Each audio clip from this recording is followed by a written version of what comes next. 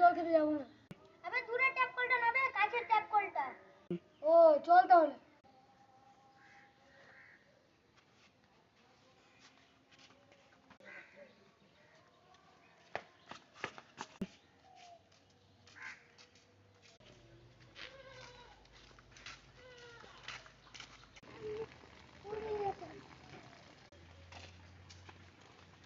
ভাই ভাই, তুমি এখন জল খাচ্ছ, তোমার বউ ওখানে অসুস্থ হয়ে পড়ে আছে। কি? হ্যাঁ